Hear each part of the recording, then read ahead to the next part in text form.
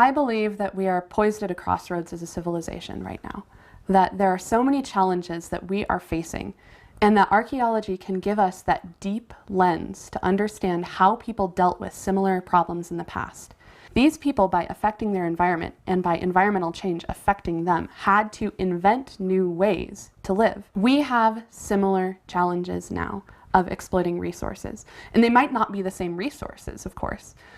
but we need to, as a civilization, come up with new ways to invent things to be able to survive and continue. And by looking at the past, at how these Pueblo people dealt with their environments, dealt with these challenges, and their culture has continued to this very day, I think we can learn a lot from that. You know, humans are really interesting in that when we are faced with a problem like changing weather from a year to year, if we're in a drought, or if we're faced with a problem like deer are being depleted off of our landscape, we come up with a good way of dealing with that problem.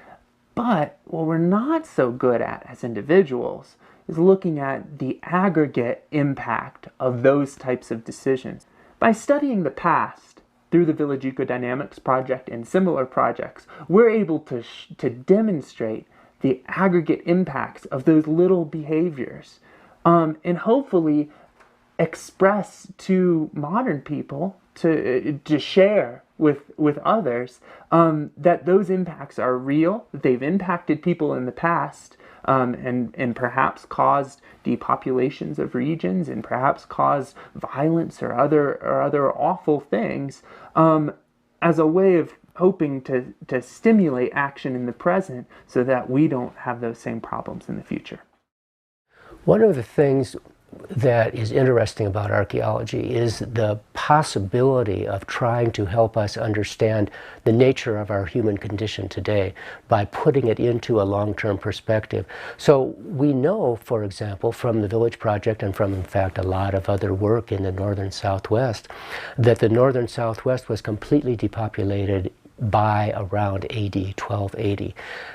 So why did that happen? And does this give us any insight into other societies that have run their course in some sense? There have been people who claim that no matter what happens to Western society, we are smart enough and inventive enough to work our way through it. But we see many examples in the archaeological record where in fact that was not the case, and it makes us wonder whether or not in fact